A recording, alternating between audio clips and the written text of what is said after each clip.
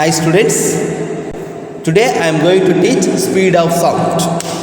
The speed of sound is defined as the distance traveled by sound wave per unit time and it propagates through an elastic medium. What is the meaning for speed? The speed of the sound is defined as the distance traveled by sound wave per unit time and it propagates through an elastic medium. The speed, it is given in a formula, speed v is equal to distance divided by time.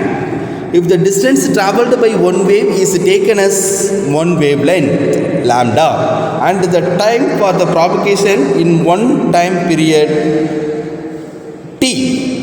Okay students, so we are taking the distance traveled by the sound wave is one wavelength lambda and the time taken for the propagation is one time period is not able to t, means we can write the formula v is equal to one wavelength divided by one time period. So v is equal to lambda divided by t. Already we know the relationship between the time period and the frequency. The time period is one of the reciprocal of the frequency, so we can write t is equal to 1 divided by n. So the speed v of sound is also written as v is equal to lambda into 1 divided by t. 1 divided by t means that is n. So v is equal to n lambda. So the speed of sound remains almost the same for all frequencies in a given medium under the same physical conditions. So by using that formula, we are going to discuss about the problem number 1. A sound wave has a frequency of 2 kilohertz and wavelength of 15 centimeter. How much time will it take to travel 1.5 kilometer? Okay, first you write the given data. The sound wave has the frequency n is equal to 2 kilohertz. 2 kilohertz. So it can be written as 2000 hertz. Kilo means 1000, so we can write 2000 hertz. And the wavelength lambda is equal to 15 centimeter. It must be taken into SI units, so it will be converted into 0.15 meter. Next, how much time will take to travel 1.5 kilometer? The distance is given, the distance is 1.5 kilometer.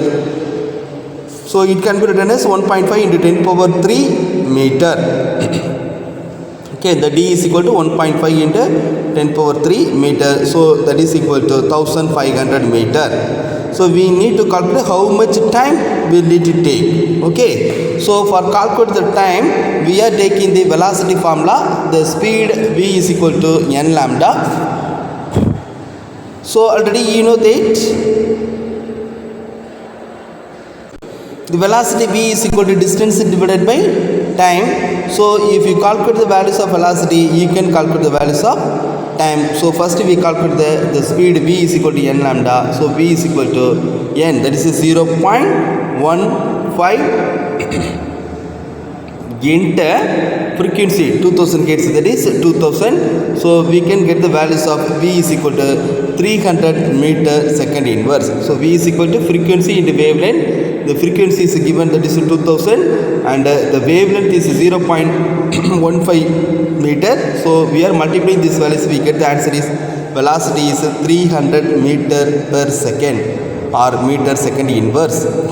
So from this we can know the general formula. The velocity is equal to distance divided by time. We need to calculate the values of time.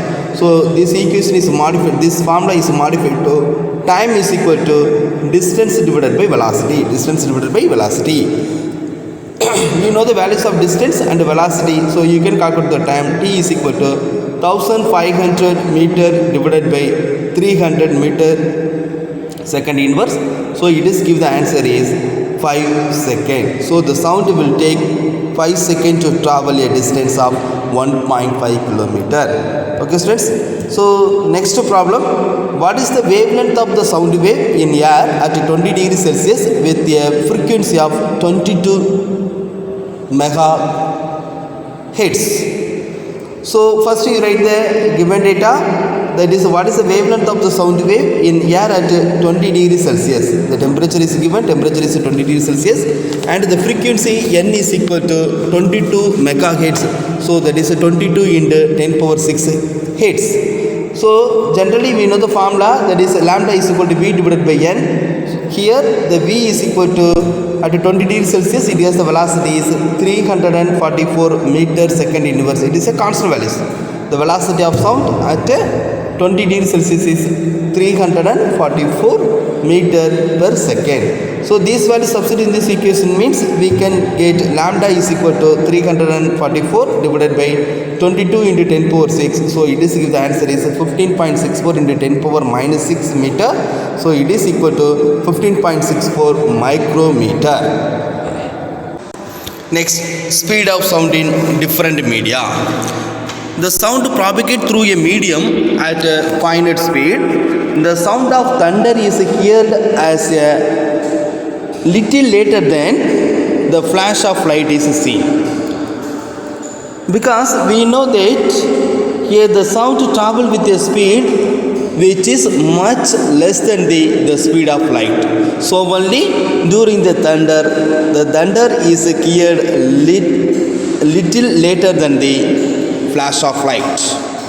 So the speed of sound depends on the properties of the medium through which it travels. The speed of sound is less in gaseous medium. The speed of sound is less in gaseous medium, and in any medium the speed of sound increases if we increases the temperature of the medium. Okay, it is also very important line, students. If we increase the temperature of the medium means the speed of sound is also increases. For example, the speed of sound in air 330 meter per second at 0 degrees Celsius, and the speed of sound is 340 meter per second at 25 degrees Celsius. So when the temperature is increases means the speed of sound is also increases. So the speed of sound at a particular temperature in various media is also listed in this table. You can note it. At 25 degrees Celsius in aluminium, the speed of sound is 6420 meter per second. At 25 degrees Celsius in nickel, the speed of the sound is 6040 meter per second. So like in a liquid, in water, sea water, the speed of sound is 1531 meter per second at 25 degrees Celsius. So like in gaseous molecules, in air molecule, the speed of the sound is 340 at 25 degrees Celsius. Okay, students?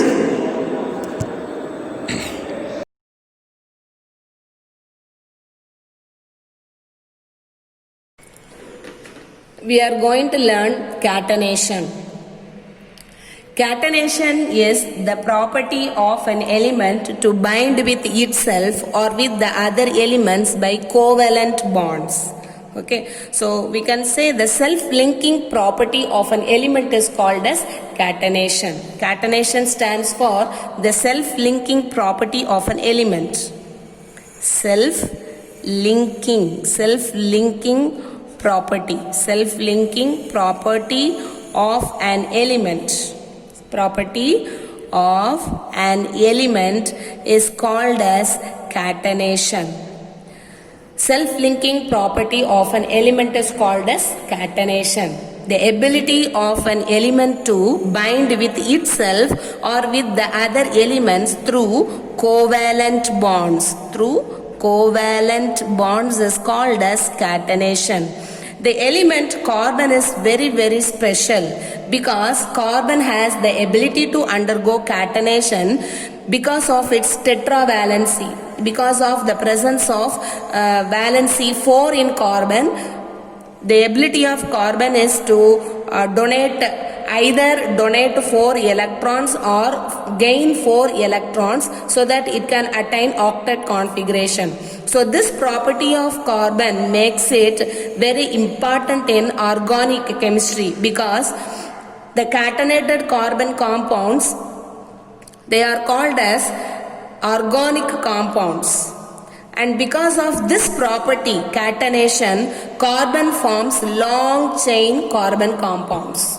Okay, so because of this property, carbon it binds with itself to form long chain compounds called as organic compounds. Long chain compounds called as Organic compounds. Organic compounds. See, when we deal with the catenation of carbon, we should know some examples. Examples are starch and cellulose. Starch, also cellulose. Starch and cellulose are examples for catenated compounds of carbon. These compounds, they have the general formula C6H10O5N times. See, this N may be ranging from integers. This N may be integers. Okay. So the macromolecules, long chain compounds and also macromolecules. Can you give an example for macromolecules? Plastics. Plastics are also catenated compounds. Okay, children.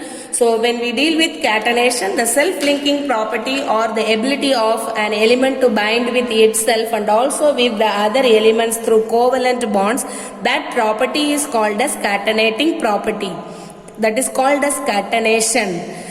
Carbon has got this special property. Examples of catenated compounds are starch and cellulose, which have the formula C6H10O5N for integers. Macromolecules called plastics, organic compounds which consists of long chain carbon compounds are manufactured with the help of catenation. They are made with the help of the process called catenation. Okay, children. Now we are going to see the three main structures of catenation. Okay, three main structures. The first one is linear. The first structure of a catenated compound is linear. Here, one carbon is bonded to the other carbon and this binding continues in a straight line. So this is a linear structure of a catenated compound. The next structure is branched structure or branched chain. Branched chain, linear chain we can write. Linear chained compounds. Linear chain, then branched chain. Branched chain. See here, one carbon, it is bonded to another carbon and there is a chain, there is a branching over here. Then next carbon, this carbon, next carbon, it has got a branching here. So this branching continues. This branching continues like this. Okay, children. So this is the branched chain structure for an organic compound or catenated compound. See, the next one is ring-like structure.